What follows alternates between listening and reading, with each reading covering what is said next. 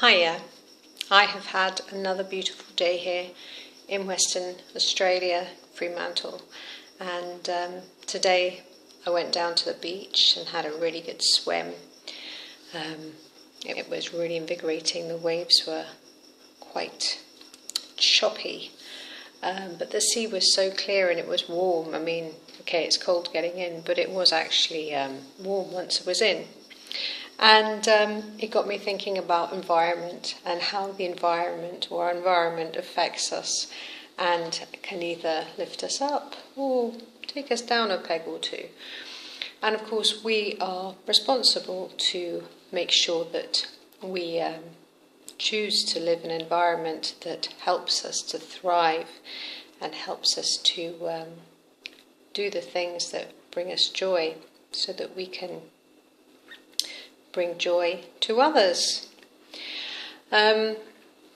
So when I came over to Australia, I went to Gatwick Airport through a blizzard, and when I walked my dog that early morning, before I got ready to go to the airport, there was people on the beach saying to me, "Oh, you'll be lucky if you get your flight," and all of this sort of stuff, because the snow was coming sideways and it was chopping me about around the legs and stuff, and it was really pretty cold. I mean, I think I had about 4 coats on at the time. Anyway, I was very lucky. My dad very kindly got me to the airport, and we set off with plenty of time, and I checked in my bag, and everything was smooth and everything was easy, and I got to Australia. And as soon as I got out of Perth Airport and I felt that warm early morning air, I was just like, oh my gosh, what a difference. Now, I'm not saying it's all about temperature, but temperature does have some impact on you, because some people can tolerate cold temperatures and in fact thrive on them, and others really can't. I personally prefer a warmer climate, that is definitely for sure. I prefer a warmer climate. It's by no chance that I actually lived in Fuerteventura for 6 years, many years ago. I've also lived in Spain, so I have lived in warmer climates than that of the UK. Don't get me wrong, the UK is great, especially in summertime. It's fantastic. It's really lovely then, but this winter's been pretty harsh. For some people, it's been really very difficult for them. Anyway, it's not just about climate. Obviously, there are some people that really love a cold climate, just as much as some dogs really like a cold climate, and some people that just prefer a bit of warmth. Then you've also got other factors to consider in. So, environment, just, what sort of sounds do you want to hear? What sort of colours do you want to see? What kind of sky do you hope to experience as you open your eyes and look around as you come outside your front door? There's so many things to consider. What sort of smells do you want to smell in the air? What sort of colours do you want to see in flowers and the plants? What sort of architecture brings you joy? What sounds, in the sense of like people sounds as well? I mean, these are all things to consider.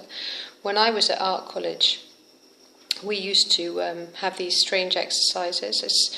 I thought it was strange at the time, but now I actually think it's a pretty wise exercise. And you go out into London town, because I was at Chelsea Art College, and you sit there with your sketch pad, and you would write down on your sketch pad what sounds you hear, any sort of bits of conversation, colours, sky, all of the things that you can consider, part of the senses. You write it all down and what feeling it gave you. And then you go back and then you draw something, and then paint something, and then tell the story to everyone else, so everyone else can feel like that they were part of it as well. Well, it was pretty wise and advanced little exercise that we used to have to do, actually, thinking about it now, but at the time I thought it was really weird, because I'd never done anything like that before. So I think, well, it's quite a good idea to actually sit down and write down like little notes on what smells really bring you joy. I once sat down when I was in Spain and wrote down all of the different types of plants that I wanted to have in my garden one day. And I had such a list, and a lot of those plants I knew that I probably would have trouble growing in Spain, but I thought, well, I could have a greenhouse and they could go in the greenhouse, and I'd probably be able to get all of the plants that I really love in Spain. Now, thinking about here in Western Australia, I could grow every single plant that I really have always loved and wanted to have in my own garden here in Western Australia if I lived here. So to give you an idea, some of the plants that bring me a great deal of joy to look at, and obviously, you want to have some indigenous plants if you're in a certain place, and I'm not really familiar with all their names yet, but I was thinking more on the line of fruit trees and nut trees and certain flowers that smell divine and lift me up. So, okay, well, over here they have a lot of frangipani, and I just think it's heavenly, the smell. So I would have things like frangipani and jasmine and passion flowers and tamarisk, and so some of my favourite smells would be those ones. And then I would have fruit trees. I would certainly have things like mango and banana and apples and nashi pears and fruit trees like peaches too.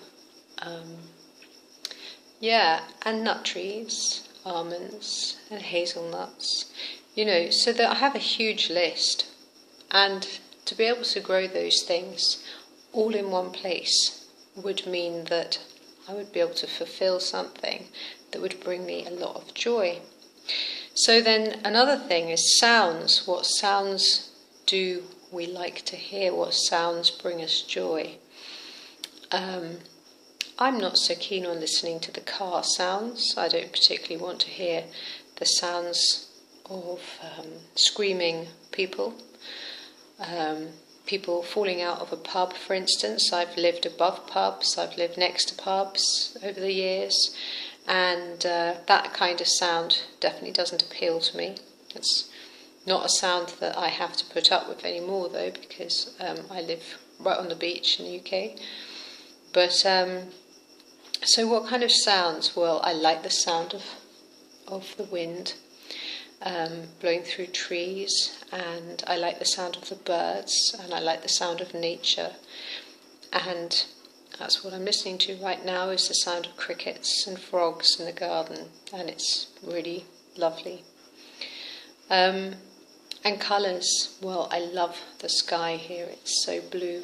It's a magical blue, and it goes on forever and ever, and you just feel there's so much space around you. You can really breathe and really process your thoughts and think, and it's it helps you create when you have that space. So think about your environment, where you are right now, because your environment is what is going to be part of how you're feeling happy. How happy are you? Environment's got a big part to play in that. So we have to be responsible to put ourselves in the best situation that we can find in order for us to be as happy as we can be, so that we can also bring happiness to others. And what I mean by that is not necessarily going over and doing a jig and baking cakes for everyone, but we can be more in balance with ourselves, and when we're more in balance with ourselves, then we're going to be better listeners, better friends, better passers-by, whatever. We'll just be better people to be interacting with other people and animals. You've always got to consider the animals. So anyway, I think that the environment is an important factor in healing and in well-being, and to choose your environment wisely. Make sure that you sit down and really think about it, and be intentional about it, so that you can bring that closer to you. If it's a bit distant from you at the moment, then at least it's something to work towards.